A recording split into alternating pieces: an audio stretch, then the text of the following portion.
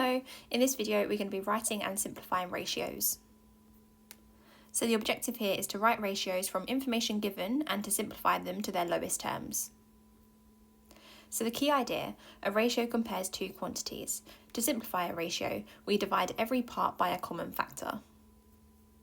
So here's an example. We need to simplify the following. So the first one is 2 to 12. We first need to think of a number that goes into both 2 and 12. So in this case, 2 goes into both 2 and 12. So 2 goes into 2 one time and 2 goes into 12 six times. So the ratio 2 to 12 simplifies to 1 to 6. This next one, 12 to 18, we need to think of a number that goes into both 12 and 18. So the number 6 goes into both 12 and 18. 6 goes into 12 twice, and 6 goes into 18 three times. So the ratio 12 to 18 becomes 2 to 3. This next one, 21 to 49, we need to think of a number that goes into both 21 and 49. So this is going to be 7. 7 goes into 21 three times, and 7 goes into 49 seven times. This last one is a three-part ratio. We've got 9 to 18 to 24, so we need to think of a number that goes into all three of these numbers. So in this case, 3 goes into all three of these numbers. 3 goes into 9 three times, 3 goes into 18 six times, and 3 goes into 24 eight times. So this ratio simplifies to 3 to 6 to 8.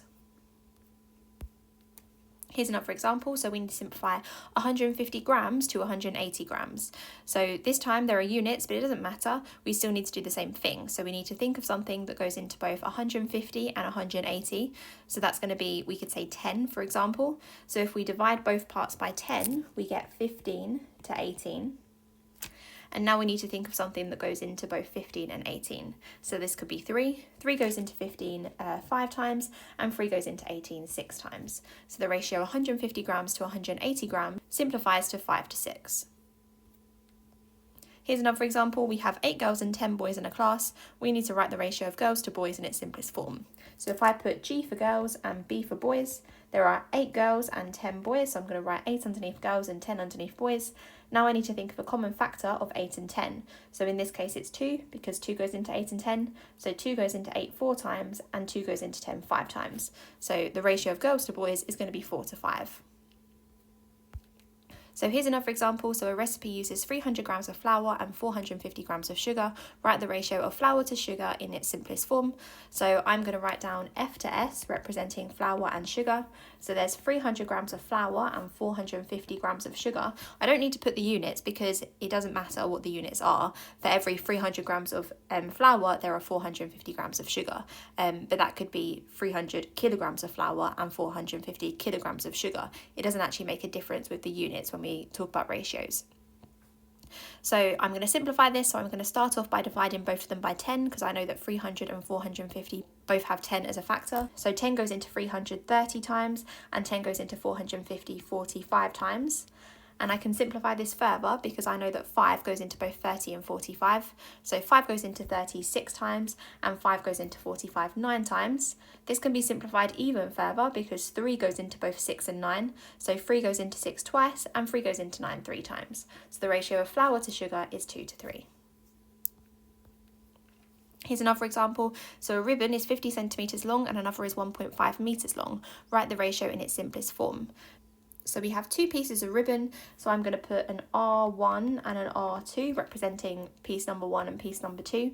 So the first piece of ribbon is 50 centimetres long. The other piece is 1.5 metres long, so they do have to be in the same units in order to write them down as a ratio. So they either need to both be in centimetres or they need to both be in metres. So I think having them both in centimetres would be a bit easier. So 1.5 metres in centimetres is 150 centimetres. So I can say that the second piece of ribbon is 150 centimetres. So my ratio is 50 to 150, and now I just need to simplify this. So 10 goes into both 50 and 150, 10 goes into 50 5 times, and 10 goes into 150 15 times. And now I know that 5 goes into both 5 and 15. So 5 goes into 5 once, and 5 goes into 15 3 times. So that tells me that the second piece of ribbon is 3 times as big as the first piece of ribbon, and the ratio of their lengths is 1 to 3. So here are some quick fire practice questions on this topic. Pause the video, have a go at these, and I'll reveal the answers in a moment.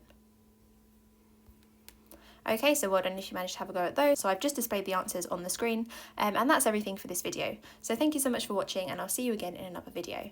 Bye!